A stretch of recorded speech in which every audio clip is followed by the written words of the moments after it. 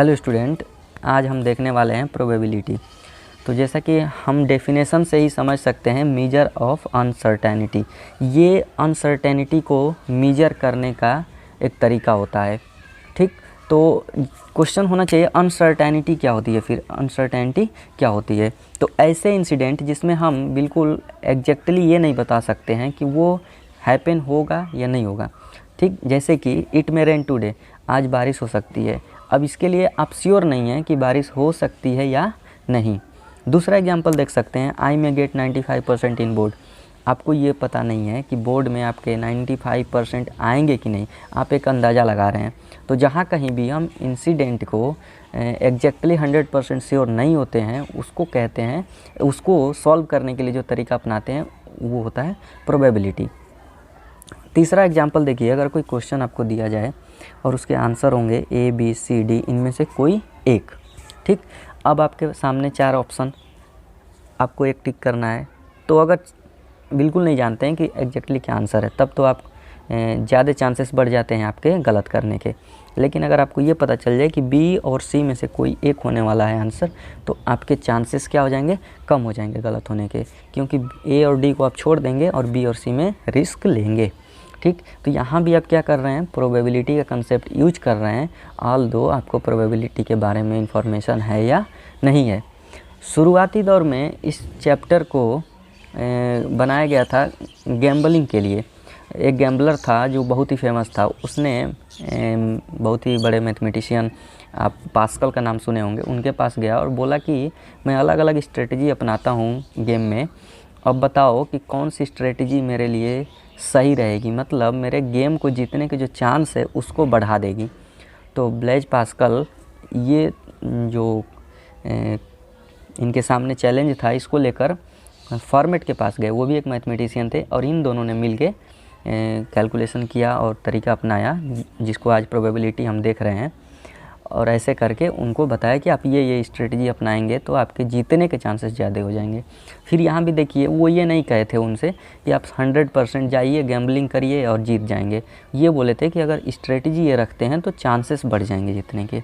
ठीक, तो इसमें हम बात करते हैं कि कोई भी चीज़ हैपन होगा या नहीं होगा, उसके कितने चांसेस बढ़ सकते हैं। ठीक है, तो प्रोबेबिलिटी तो हम समझ गए कि होती क्या है, मेजर ऑफ अनसर्टेनिटी। अब बात कर लेते हैं कि इसमें कुछ टर्म्स आते हैं जो हमारे चैप्टर में यूजफुल होंगे क्वेश्चंस को सॉल्व करने के लिए। तो टर्म्स के बारे में थोड़ा देख लेते हैं कि टर्म्स कौन कौन से अप्लाई होंगे इसमें। तो पहला टर्म मैं लिखने जा रहा हूँ, टर्म्स यूज्ड इन प्रोबेबिलिटी। इसमें जो टर्म्स यूज होंगे उसको देख लेते हैं। ठीक है, टर्म्स यूज्ड इन प्रोबेबिलिटी। पहला टर्म होता है हमारा एक्सपेरिमेंट। एक्सपेरिमेंट के बारे में देखते हैं क्या होता है। आप डे टू डे लाइफ में अपने स्पेशली केमिस्ट्री वाले क्लास में एक्सपेरिमेंट करते होंगे, फिजिक्स में एक्सपेरिमेंट करते होंगे, बिल्कुल वही चीज़ है ये। एक्सपेरिमेंट क्या होता है, कोई भी प्रोसेस जहाँ से हमको वेल डिफाइंड आउटकम मिल सके। ठीक, कोई भी ऑपरेशन आप कर रहे हो, कुछ भी कार्य करते हैं, अगर आपको वेल डिफाइंड वहाँ से कुछ आउटकम मिलता है तो उसको बोलेंगे आप कि हाँ, ये हमने एक एक्सपेरिमेंट किया। तो क्या लिख सकते हैं एक्सपेरिमेंट को, operation in which we get well defined outcomes. ठीक है, आपको कुछ ना कुछ वेल डिफाइंड आउटकम्स मिलना चाहिए, ऐसे ऑपरेशन को बोला जाता है एक्सपेरिमेंट। अब बात कर लेते हैं कि एक्सपेरिमेंट कितने टाइप्स के हो सकते हैं। तो मुझे लगता है आपको पहले से ही पता होगा, एक्सपेरिमेंट 2 टाइप के होते हैं। पहला होता है डिटर्मिनिस्टिक एक्सपेरिमेंट,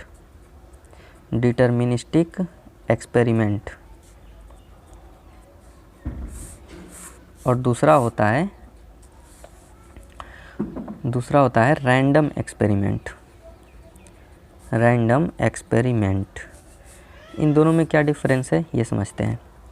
बच्चों, डिटर्मिनिस्टिक एक्सपेरिमेंट ऐसा एक्सपेरिमेंट होता है जिसका आउटकम क्या होगा ये हम श्योर होते हैं और हर बार वही आउटकम आता है। ठीक है, इसके एक्सपेरिमेंट में जो आउटकम होता है वो फिक्स होता है, वही बार बार आता है।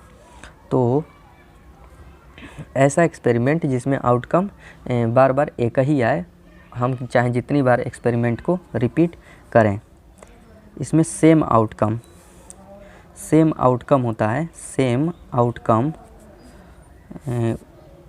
आउटकम होगा फॉर रिपीटेड एक्सपेरिमेंट। हम चाहे एक्सपेरिमेंट को कितना भी रिपीट करें, हमारा जो आउटकम होने वाला है वो सेम होने वाला है।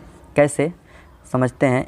एसिड एग्जाम्पल है ये, एसिड प्लस बेस, अब इसको मिलाइए, बनता है साल्ट प्लस वाटर।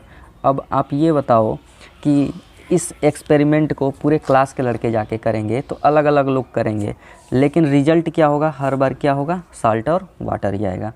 तो इसमें तो फिक्स हो गया कि मेरा रिजल्ट क्या आने वाला है, ठीक है। तो इस तरीके के एक्सपेरिमेंट को प्रोबेबिलिटी में ले जाने की कोई ज़रूरत नहीं है। प्रोबेबिलिटी तो गेम ऑफ चांस है, कितना हमारा चांस बनता है किसी चीज़ को करने का, होने का। यहाँ तो चांस की बात ही नहीं हो रही है। आप एसिड और बेस मिलाएंगे, सीधा रिजल्ट आपको दिख जाएगा। ऐसा थोड़ी है कि पहली बार साल्ट और वाटर बन रहा है, दूसरी बार मिला के देखते हैं, क्या पता कार्बन डाइऑक्साइड रिलीज होने लगे, तीसरी बार कैल्शियम कार्बोनेट बन जाए। अगर ऐसा कुछ होता तो ज़रूर हम प्रोबेबिलिटी में इसको स्टडी करते, लेकिन यहाँ साल्ट और वाटर ही हर बार बनेगा, इसलिए इसकी कोई ज़रूरत नहीं है प्रोबेबिलिटी में। तो ये हुआ डिटर्मिनिस्टिक एक्सपेरिमेंट। अब आते हैं रैंडम एक्सपेरिमेंट क्या होता है। इसमें क्या होता है? डिफरेंट आउटकम आते हैं, ठीक है। डिफरेंट आउटकम आते हैं। Different outcome when same experiment is repeated, when same experiment is repeated. बच्चों इसमें क्या होगा? अगर हम उसी एक्सपेरिमेंट को बार बार रिपीट करें तो हमको अलग अलग आउटकम मिलेंगे। कैसे? एग्जाम्पल देखिए तब समझ में आएगा। Tossing a coin. अब बताओ, अगर आप सिक्के को टॉस करोगे तो क्या हर बार हेड आएगा? ऐसा नहीं हो सकता है। तो इसलिए जब हम सिक्के को टॉस करेंगे तो कभी आ रहा है हेड, कभी आएगा टेल। इसका मतलब क्या समझे? यहाँ पे हम श्योर नहीं है कि हेड आएगा कि टेल आएगा, यहाँ पे अब चांस लेने की बात आ गई है। इसलिए रैंडम एक्सपेरिमेंट को हम स्टडी करते हैं प्रोबेबिलिटी में। दूसरा भी एग्जांपल आप ले सकते हो। अगर आप एक डाई को थ्रो करो तो क्या क्या आ सकता है? 1 2 3 4 5 6, इनमें से कुछ भी आ सकता है। तो एक बात याद रखना, रैंडम एक्सपेरिमेंट में हमको आउटकम्स क्या क्या हो सकते हैं, ध्यान से सुनो। रैंडम एक्सपेरिमेंट में आउटकम्स क्या क्या हो सकते हैं ये पता होता है, लेकिन कौन सा उसमें से आने वाला है ये नहीं पता होता है, ठीक है। तो हमको इसमें ये तो पता चल गया है कि क्या क्या हो सकता है, लेकिन कौन सा एग्जैक्टली आएगा ये नहीं जानते हैं, और इसी की स्टडी करते हैं हम लोग प्रोबेबिलिटी में। ये भी कंप्लीट हो गया।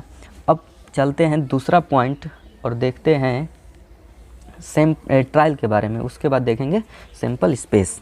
अब दूसरा पॉइंट है हमारा ट्रायल। ये सब टर्मिनोलॉजी ज़रूरी है सीखना। इसमें आते हैं और देख लेते हैं क्या होता है ट्रायल, ठीक है। जब हम एक्सपेरिमेंट को परफॉर्म करते हैं तो उसी चीज़ को बोल दिया जाता है ट्रायल।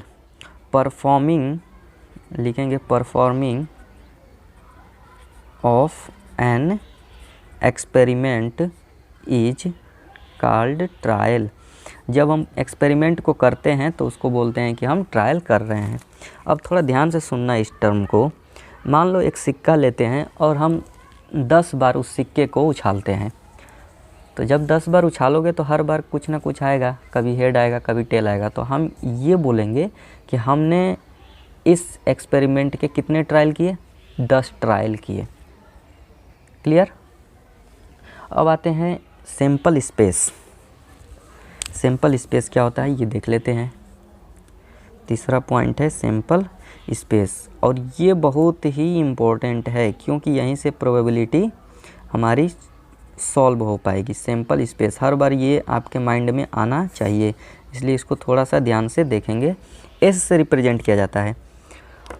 अभी हम बात किए थे कि जब एक्सपेरिमेंट करेंगे तो कुछ ना कुछ हमको आउटकम मिलेगा। अब क्या क्या आउटकम मिल सकता है, देखिए क्या क्या आउटकम मिल सकता है, उन सब को एक साथ लिख देना ही होता है सैंपल स्पेस। ठीक है।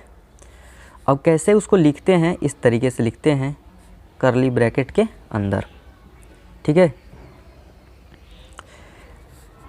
इसको डिफाइन कैसे करेंगे, लिखेंगे set of all possible outcomes, set of all possible outcomes, जितने भी पॉसिबल आउटकम्स हैं उनको एक साथ लिख देना ही हमारा होता है सिंपल स्पेस। एग्जाम्पल के तौर पे देख लेते हैं, एक कॉइन लेते हैं, अब इसको हम क्या करेंगे, टॉस करेंगे। जब टॉस करेंगे तो क्या आएगा, या तो हेड आएगा या तो टेल आएगा। तो एक कॉइन को टॉस करेंगे तो सिंपल स्पेस क्या बनेगा ये देखते हैं, कभी हेड आएगा कभी टेल आएगा। जो जो पॉसिबल आउटकम है इस एक्सपेरिमेंट को करने पे उन सबको यहाँ पे लिख देना ही होता है सिंपल स्पेस। दूसरा एग्जांपल देख सकते हैं, एक डाई लेंगे, इसको थ्रो करेंगे, ठीक है। एक डाई को थ्रो करेंगे, क्या आएगा 1 2 3 4 5 6। अब इसको भी हम क्या कर लेते हैं, इस तरीके से लिख लेते हैं 1 2 3 4 5 6। ये भी क्या हो गया सिंपल स्पेस किसका, एक डाई को थ्रो करेंगे तो क्या क्या आउटकम्स हो सकते हैं, देखो उन सबको हम लिख दिए, इसी को बोलते हैं सिंपल स्पेस। अब चलते हैं नेक्स्ट टॉपिक पे, और वो है हमारा इवेंट, कि इवेंट क्या होता है ये देख लेते हैं हम लोग। इवेंट बहुत ही ज़्यादा इम्पोर्टेंट है। इवेंट, सिंपल स्पेस, इवेंट, ये सब बहुत ज़्यादा इम्पोर्टेंट होते हैं, ठीक है। इवेंट ई से रिप्रेजेंट करेंगे इसको। याद रहे बच्चों, जो प्रोबेबिलिटी हम निकालते हैं वो इवेंट की निकालते हैं, क्लियर है।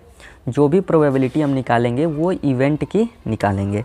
और इवेंट क्या होता है, each outcome of an experiment.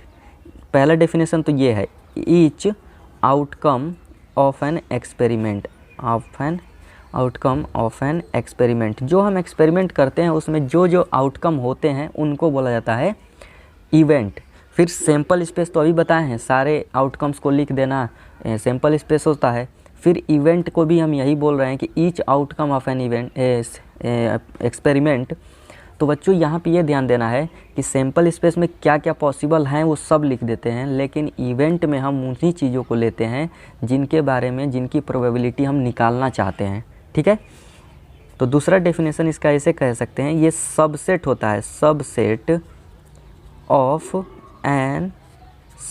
Of a sample space. Sample space का ये सबसेट होता है, यानी जो कुछ भी सैम्पल स्पेस में आएगा उसमें से किसके किसके बारे में हमको डिस्कस करना है, किसका प्रोबेबिलिटी निकालना है। जिसका प्रोबेबिलिटी निकालोगे उसी को बोलोगे इवेंट है हमारा, क्लियर है। नोट पॉइंट पे इसको लिखो, इवेंट की प्रोबेबिलिटी कैलकुलेट करते हैं, इवेंट की प्रोबेबिलिटी कैलकुलेट की जाती है, प्रोबेबिलिटी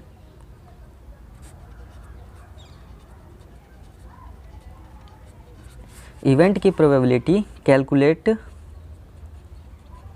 की जाती है हमेशा, ठीक है। इसको याद रखना, क्योंकि जब आप प्रोबेबिलिटी निकालोगे तो किसका निकाल रहे हो आपको पता होना चाहिए। तो जिसका प्रोबेबिलिटी आप निकाल रहे हो वो इवेंट होता है, क्लियर है। अब मैंने ये लाइन लिखा है, subset of A sample space event होता है। कैसे, थोड़ा ध्यान दे दो। एस, हम डाई को थ्रो करेंगे तो क्या बनेगा, यही बनेगा 1 2 3 4 5 6। अब मैं कहता हूँ गेटिंग इवन नंबर, ये इवन नंबर आने के बारे में हम बात कर रहे हैं, गेटिंग इवन नंबर। तो ये क्या हुआ, हमारा इवेंट हुआ जिसके बारे में हम डिस्कस करेंगे। अब प्रोबेबिलिटी निकालेंगे किसकी, इवन नंबर आने की। तो हम लिखेंगे ई किसकी लिख रहे हैं, इवेंट के लिए ई लिखे हैं, ठीक है। अब क्या क्या हो सकते हैं, 2 हो सकता है, 4 हो सकता है और 6 हो सकता है। तो देखो क्या ये 2 4 6 इसी में से तो निकल के गया है, इसलिए कहेंगे इसका ये क्या हुआ, सबसेट हुआ। मीन्स जो इवेंट होता है वो सैम्पल स्पेस से ही निकल के आता है। इतने पॉइंट्स हमने कंप्लीट कर लिए। अब थोड़ा देखते हैं कि इवेंट भी कितने टाइप्स के होते हैं। इवेंट का थोड़ा सा ब्रॉड में डिस्कशन कर लिया जाए तो इवेंट बच्चों 4 तरीके के मेनली होते हैं, और भी ज़्यादा हैं लेकिन जो आपके काम के हैं वो देख लेते हैं हम लोग। पहला है इम्पॉसिबल इवेंट। इम्पॉसिबल इवेंट हम इसको इसलिए पढ़ रहे हैं क्योंकि हमको प्रोबेबिलिटी इसी की निकालनी है, तो इसके बारे में जानना बहुत ज़रूरी है। तो इम्पॉसिबल इवेंट। दूसरा होता है श्योर इवेंट।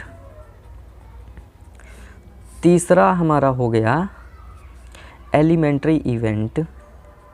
Elementary event. चौथा हो जाएगा कंपाउंड इवेंट। Compound event.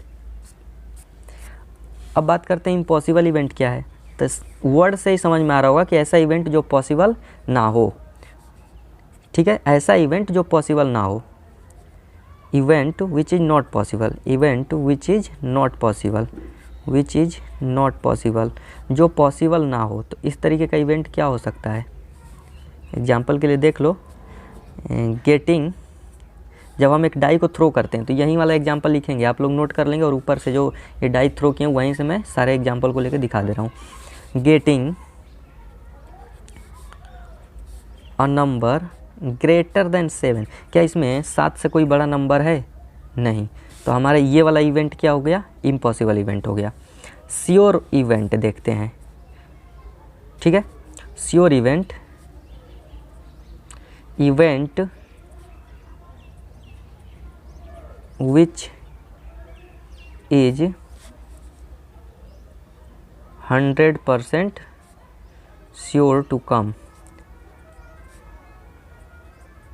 ऐसा इवेंट जो 100% हम श्योर होते हैं कि हाँ वो आएगा ही आएगा। जैसे ऊपर वाले के लिए देख लेते हैं, गेटिंग नेचुरल नंबर।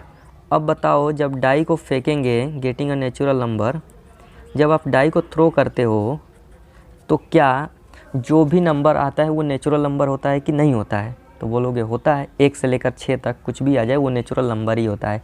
इसका मतलब ये इवेंट तो हर हाल में आएगा अगर डाई को थ्रो करोगे तो। अच्छा, एलिमेंट्री इवेंट का मतलब ये हुआ जो भी हमारे आउटकम आए हैं एक्सपेरिमेंट में उनमें से केवल जब एक की बात करें, ओनली वन, तब हम कहते हैं एलिमेंट्री इवेंट। तो डिस्कस, इसमें किसकी डिस्कस करते हैं? Only one event. केवल एक इवेंट की बात करें तो हमारा होता है एलिमेंट्री इवेंट। कैसे? Even prime number. अब देखो, जब डाई को थ्रो करते हो तो इवन प्राइम नंबर क्या है इसमें? दो एक ऐसा नंबर है जो इवन भी है और प्राइम भी है। तो केवल एक ही ऐसा नंबर है इस पूरे सैंपल स्पेस में जो मेरे इस काम का है। तो जब एक ही नंबर है तो क्या हो गया वो? Elementary event. तो कंपाउंड इवेंट क्या होगा? अब एक से ज़्यादा इवेंट के बारे में डिस्कस करेंगे। तो discuss more than one event. More than one event, इसमें एक इवेंट से ज़्यादा के बारे में डिस्कस करते हैं। जैसे एग्जाम्पल देख सकते हो, गेटिंग इवन नंबर। जब हम डाई को थ्रो करेंगे, गेटिंग इवन नंबर, तो आप देख सकते हो क्या क्या आपको मिल सकता है? 2, 4, 6, 3 ऐसे नंबर हैं जो आपको मिल सकते हैं। यानी जो इवेंट है वो एक से तो ज़्यादा है, 2 है, 4 है, 6 है। क्लियर? तो हम इवेंट के बारे में भी डिस्कशन कर लिए। अब थोड़ा रिकैप कर लेते हैं फटाफट कि हमको प्रोबेबिलिटी में क्या फोकस करना होता है। पहले हम क्या करेंगे? एक्सपेरिमेंट करेंगे। क्लियर है? एक्सपेरिमेंट करने के बाद तुरंत उसका बनाएंगे सैंपल स्पेस। क्या बनाएंगे? Sample space. और सैंपल स्पेस बनने के बाद हम तुरंत फोकस करेंगे इवेंट पे कि हमारे लिए इवेंट का काम क्या है। ठीक है, इसी की तो प्रोबेबिलिटी निकालनी है। यही तीनों चीज़ बार बार करेंगे तब जाके हमको प्रोबेबिलिटी निकाल पाएंगे। अब बढ़ते हैं नेक्स्ट टॉपिक पे और देखते हैं प्रोबेबिलिटी कितने टाइप्स की हो सकती है। ठीक है बच्चों, तो टाइप ऑफ प्रोबेबिलिटी देख लेते हैं। टाइप्स ऑफ प्रोबेबिलिटी देखते हैं, प्रोबेबिलिटी कितने टाइप की हो सकती है। मेनली 2 तरीके की होती हैं, भले ही कहीं कहीं 3 तरीके से लिख दिया है, फिर भी हम अपने लिए तो 2 ही तरीक़ा से इसको डिस्कस करेंगे। पहला होता है एक्सपेरिमेंटल प्रोबेबिलिटी, एक्सपेरिमेंटल प्रोबेबिलिटी, और दूसरा जो होता है वो होता है थियोरेटिकल प्रोबेबिलिटी।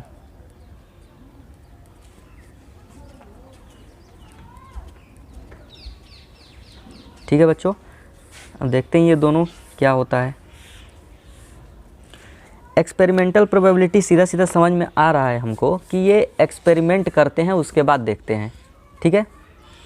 फिर थियोरेटिकल में, इसमें क्या करते हैं, हम एक्सपेरिमेंट रियल में करके नहीं देखते हैं, हम ऐसे ही डिस्कस कर लेते हैं या सोच लेते हैं कि चलिए ये करेंगे तो क्या क्या होगा। हम मतलब जाते नहीं हैं करने के लिए इस एक्सपेरिमेंट को, लेकिन इसमें क्या है हम करते हैं, ठीक है।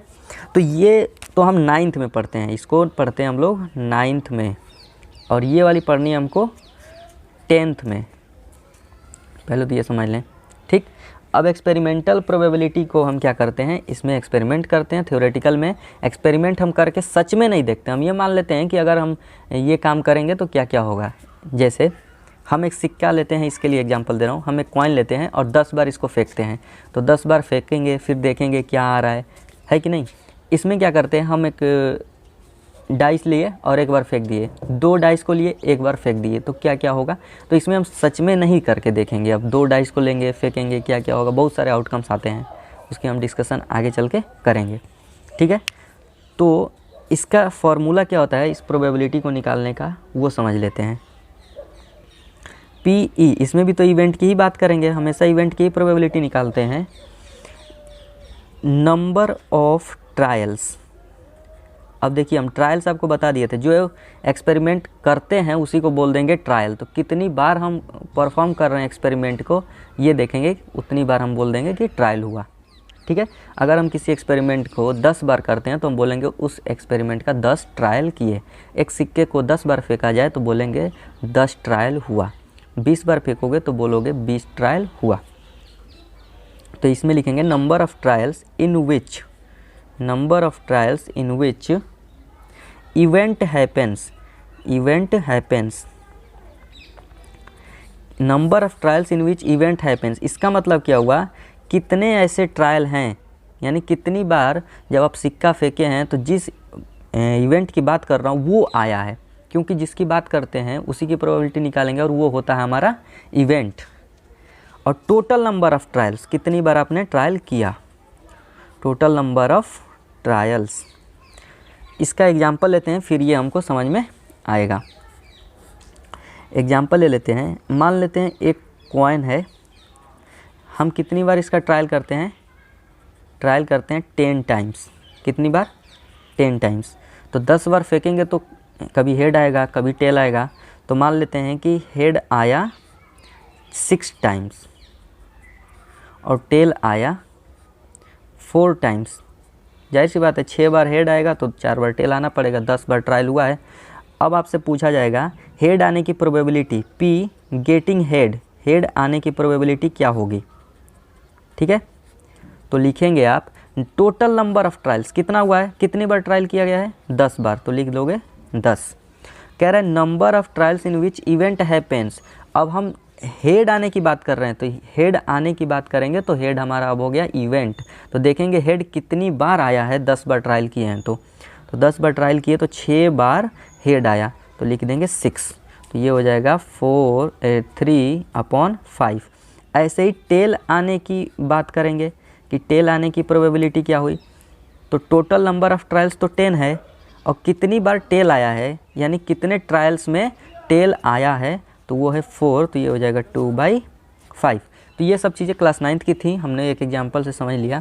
अब आते हैं थ्योरेटिकल प्रोबेबिलिटी पे और इसका देखते हैं फॉर्मूला, थ्योरेटिकल प्रोबेबिलिटी कैसे निकाली जाएगी। एक बार फिर से रिवीजन करा देता हूँ आपको। एक्सपेरिमेंट करना है, सैम्पल स्पेस बनाना है, इवेंट बनाना है और इवेंट की प्रोबेबिलिटी निकालना है, तो जाहिर सी बात है सैम्पल स्पेस आना चाहिए। देखते हैं इसके लिए थ्योरेटिकल के लिए क्या होता है। प्रोबेबिलिटी ऑफ ई का मतलब इवेंट, इसका फॉर्मूला होता है number of favourable outcomes, number of favourable outcomes, number of favourable, आपके फेवर में कितने आउटकम्स आते हैं, upon total number of outcomes, total number of outcomes, कितने ऐसे आउटकम्स टोटल आए हैं इस एक्सपेरिमेंट में, ठीक है।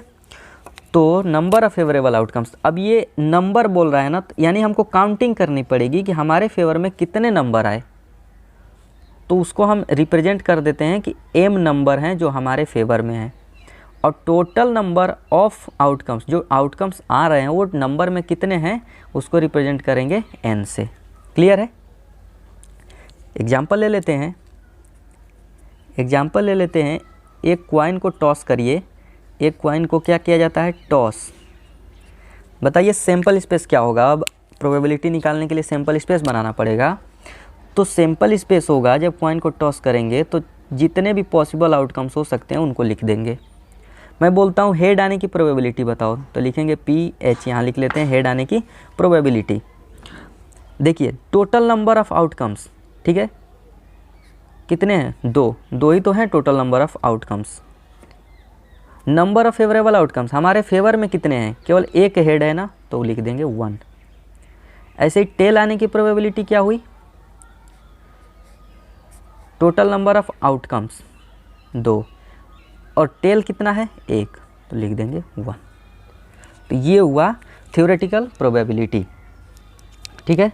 उम्मीद करता हूँ ये आपको कम्प्लीटली समझ में आया होगा। अब चलते हैं रेंज ऑफ प्रोबेबिलिटी देखने। उससे पहले एक छोटा सा टॉपिक है वो देख लेते हैं, इक्वली लाइकली इवेंट्स क्या होते हैं, फिर देखेंगे रेंज ऑफ प्रोबेबिलिटी। अब देख लेते हैं बच्चों इक्वली लाइकली इवेंट्स क्या होते हैं। जैसे कि आप देख सकते हैं नाम से ही आपको समझ में आएगा इक्वली, और लाइकली मीन्स कोई भी चीज़ होने वाला, उसके बारे में बोलते हैं। तो ऐसे इवेंट्स जिनकी होने के चांसेस बराबर हैं, ठीक है। इंग्लिश भाषा के लिए हम सेंटेंस लिखेंगे जो इंग्लिश में समझ पाएँ इस बात को। इवेंट्स, ऐसे events having equal probability, equal probability, ऐसे इवेंट्स जिनकी प्रोबेबिलिटी क्या हो? इक्वल हो। अब आपसे रिक्वेस्ट है, थोड़ा आप सोचिए कि ऐसे इवेंट्स क्या आप एग्जाम्पल दे पाएंगे जिनकी प्रोबेबिलिटी इक्वल होगी? हाँ, तो अगर आपको ये चीज़ें नहीं आती हैं तो कोई बात नहीं, हम इसीलिए ये लेक्चर पे काम कर रहे हैं और एग्जाम्पल देंगे हम ही। एक कॉइन लीजिए, टॉस करिए, इसको टॉस करेंगे, सैंपल स्पेस बनाइए, हेड या तो टेल। क्लियर है। अब मैं बोलता हूँ हेड आने की प्रोबेबिलिटी क्या होगी? तो total number of possible outcomes 2 हैं, आपके फेवर में केवल एक हेड है। टेल आने की प्रोबेबिलिटी बताइए। आप देख रहे हैं यहाँ भी टेल केवल एक है, पॉसिबल आउटकम्स 2 हैं। तो क्या हुआ? हेड आने की प्रोबेबिलिटी और टेल आने की प्रोबेबिलिटी इक्वल हो गई। तो ये कैसे आउटकम्स हुए, ये कैसे इवेंट्स हुए? इक्वली लाइकली इवेंट्स हुए। क्लियर है। ऐसे ही बहुत सारे एग्जाम्पल आप देख सकते हैं, आपका काम है ढूंढ के लाएंगे।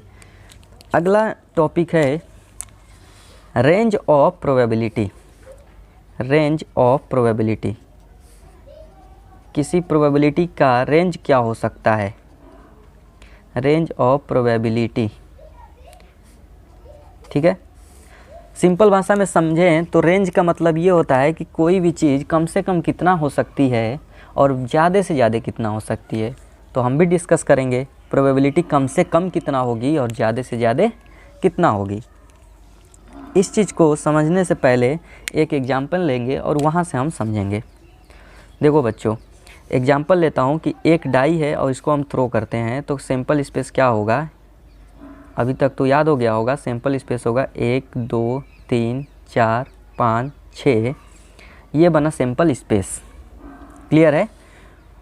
अब आपका काम क्या है? निकालिए प्रोबेबिलिटी, P निकाल रहा हूँ, probability getting number greater than 7। अब इसमें नंबर 7 से बड़ा आने की प्रोबेबिलिटी बताइए। तो 7 से बड़ा नंबर तो कोई है ही नहीं, तो लेंगे क्या? 0। ऐसे एक भी नंबर नहीं है तो 0 नंबर है, upon total number of possible outcomes 6। Answer क्या हुआ? 0।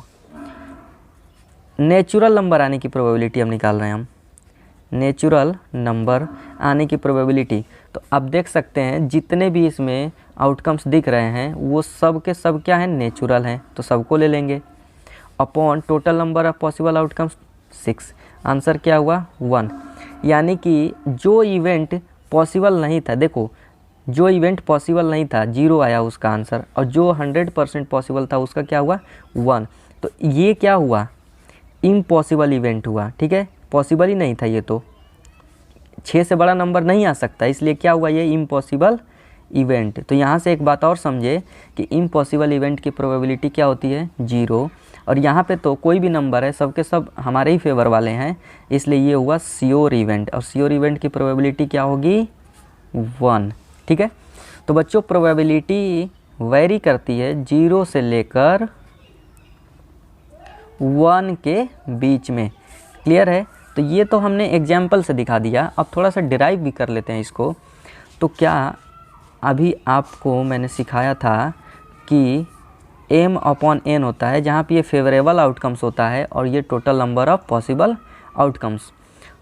तो जो मेरे फेवर में होगा वो हमेशा 0 हो सकता है या तो 0 से बड़ा होगा। देखो मेरे फेवर में क्या था 0 था, यहाँ पे क्या था 6 था, यानी 0 या 0 से बड़ा होगा, और हमेशा क्या होगा total number of possible outcome से छोटा होगा। यहाँ देखो जो मेरे फेवर वाला था वो नीचे वाले के बराबर हो गया, कभी उससे ज़्यादा नहीं हो सकता है, ऐसा नहीं हो सकता ये ऊपर वाला ज़्यादा हो जाए, ठीक है, क्योंकि हम लेंगे तो यहीं से, तो हम अधिक से अधिक क्या ले सकते हैं पूरा ले सकते हैं, तो पूरा लेंगे तब भी ये वाला जो है वो पॉसिबल आउटकम्स के इक्वल हो पाएगा हमारा फेवरेबल आउटकम्स। तो इसीलिए जो फेवरेबल आउटकम्स हुआ यहाँ वो या तो 0 हुआ या 0 से बड़ा हुआ, लेकिन total number of possible outcome से कम हुआ या उसके इक्वल। अब आप क्या करिए n से सब में डिवाइड कर दीजिए, n से सब में क्या करिए डिवाइड कर दीजिए, कर दिए। यहाँ पे आंसर क्या मिलेगा आपको 0। यहाँ पे m/n, अभी तो हम लिखे थे ये m/n किसको बोलते हैं प्रोबेबिलिटी को बोलते हैं किसी इवेंट की, PE, और ये 1 हो गया। तो आपने देखा हमने ड्राइव किया प्रोबेबिलिटी 0 हो सकती है कम से कम, और मैक्सिमम क्या हो सकती है 1। इस पे बच्चों को मूर्ख बनाने के लिए बहुत सारे क्वेश्चंस फ्रेम किए जाते हैं, ठीक, हम भी आपको कोशिश करते हैं बनाने की, देखते हैं आप बन पाते हैं कि नहीं। आपको बताना है which of the following is a probability, इसमें से कौन सा प्रोबेबिलिटी है ये हमको देखना है, ठीक है। देख लेते हैं कौन सा है। पहला है ए ऑप्शन में,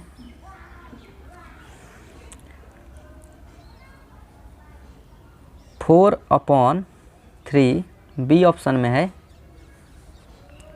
-2/3, सी ऑप्शन में है 5%, और डी ऑप्शन में है 2/2, ठीक है, 2/1/2। तो बच्चों यहाँ से आप चालू करिए, क्या इसको सॉल्व करेंगे तो जब 4 में 3 से डिवाइड करेंगे तो 1 पॉइंट समथिंग होगा। अब ये 1 से बड़ा हो गया, तो क्या कभी प्रोबेबिलिटी 1 से बड़ी होती है? नहीं, अधिक से अधिक 1 हो सकती है, ये नहीं हो सकता। यहाँ तो माइनस दिख रहा है, क्या कभी प्रोबेबिलिटी 0 से छोटी हो सकती है? नहीं, कम से कम 0 हो सकती है, अदरवाइज उससे बड़ी होगी, तो ये भी नहीं हो सकता। इस पे बात करिए, इसको सॉल्व करेंगे तो क्या निकल के आएगा, 2 दूनी 4 1 5/2, ये हो जाएगा 2.5। अब 2.5 ये भी 2 से ज़्यादा हो गया, और प्रोबेबिलिटी तो 2 से अधिक हो नहीं सकती है। इसको बात करेंगे तो 5, और परसेंट को हटाएंगे तो लिखेंगे 100 नीचे, क्लियर है। इसको ऐसे लिखते हैं, परसेंट हटेगा यहाँ से तो नीचे 100 आएगा आंसर। अब हमारा नेक्स्ट टॉपिक होने वाला है complement of an event, complement of an event, ठीक है। तो इस टॉपिक को समझने के लिए हम एक एग्जाम्पल लेंगे और वहाँ से समझते हैं कि कॉम्प्लीमेंट ऑफ एन इवेंट क्या हो सकता है। तो एग्जाम्पल हमारा होगा, एक डाई लेंगे, डाई, और इसको हम थ्रो करेंगे तो सिंपल स्पेस होगा 1 2 3 4 5 और 6। अब मैं एक इवेंट लेता हूँ इसमें से, और वो इवेंट होगा मेरा गेटिंग इवन प्राइम नंबर, ठीक है, इवन प्राइम नंबर। और इसको हम किससे रिप्रेजेंट करेंगे, ई से। तो क्या आएगा, ई इक्वल, केवल यही ऐसा नंबर है जो इवन भी है और प्राइम नंबर भी है, तो हमारे हिस्से में तो केवल यही आया एक नंबर, ठीक है। अब इसी इवेंट ई का getting even prime number complement निकालना है हमको, तो लिखेंगे कॉम्प्लीमेंट ऑफ ई, यानी ई इवेंट, और इसको रिप्रेजेंट करते हैं हम लोग ई के ऊपर बार लगा देंगे, तो बन जाएगा कॉम्प्लीमेंट ऑफ इवेंट ई, ठीक है।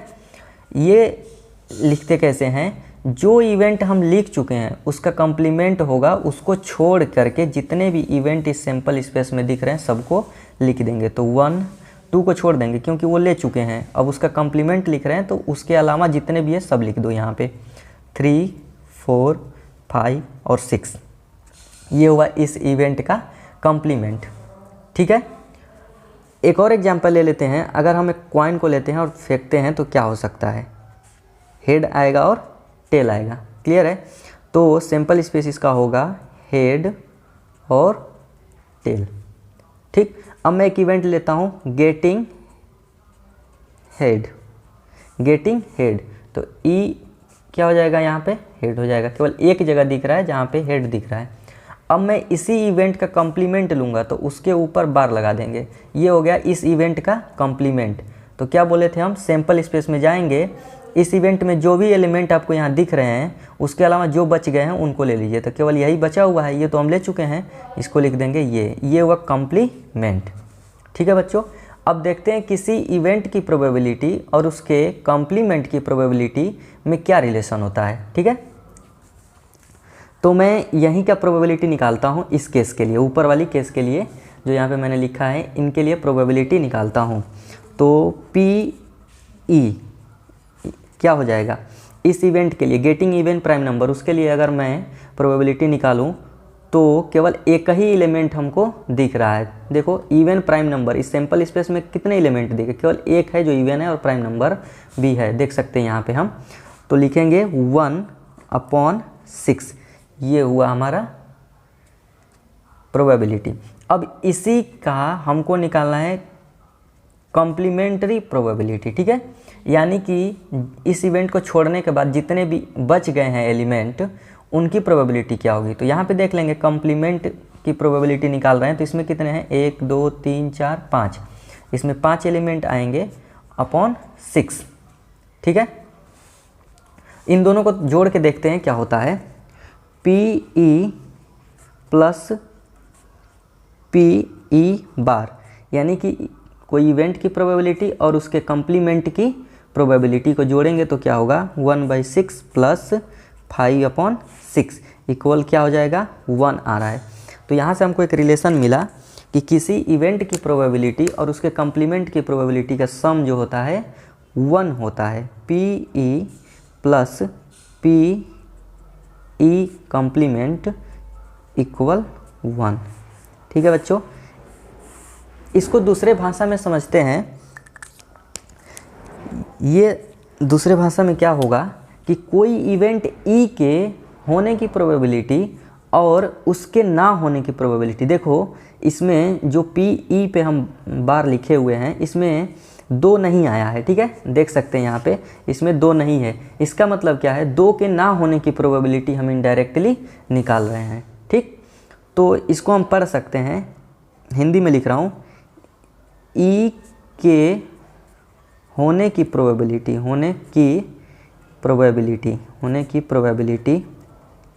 प्लस ई के ना होने की प्रोबेबिलिटी, उनको जोड़ेंगे तो क्या आएगा, 1।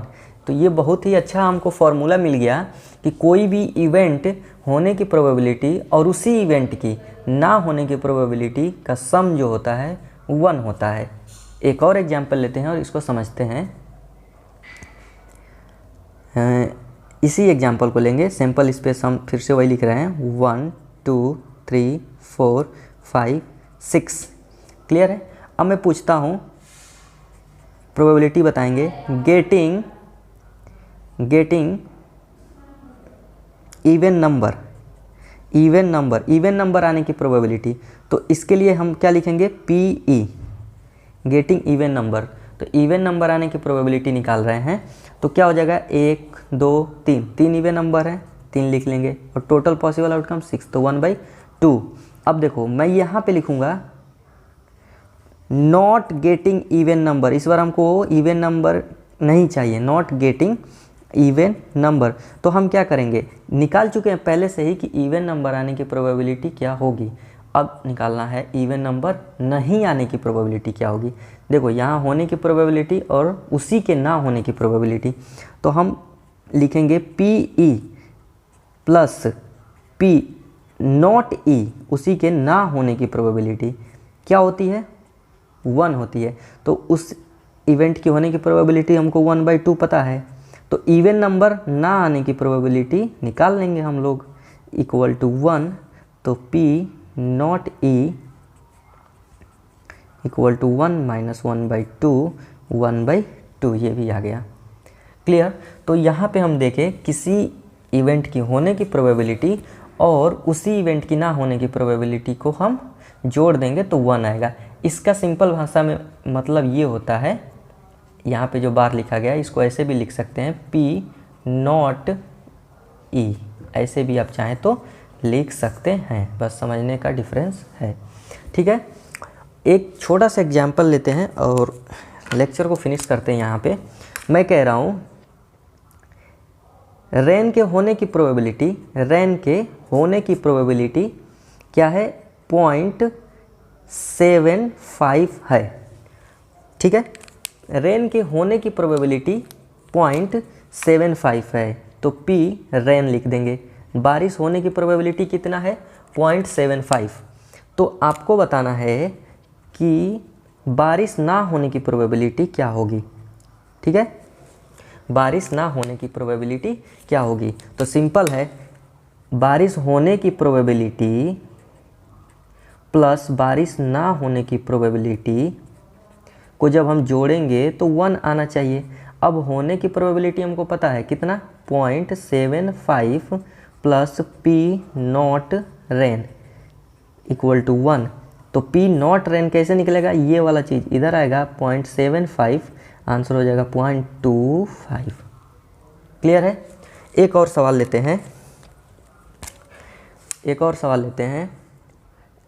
आपके 95% आने की प्रोबेबिलिटी 0.8 है। ठीक है, 0.80, आपके 95% आने की प्रोबेबिलिटी 0.80 है, तो आपके 95% ना आने की प्रोबेबिलिटी कितना हुई, तो लिखेंगे P 95% लाने की प्रोबेबिलिटी प्लस P 95% न आने की प्रोबेबिलिटी, दोनों को जोड़ेंगे तो क्या मिलेगा, 1।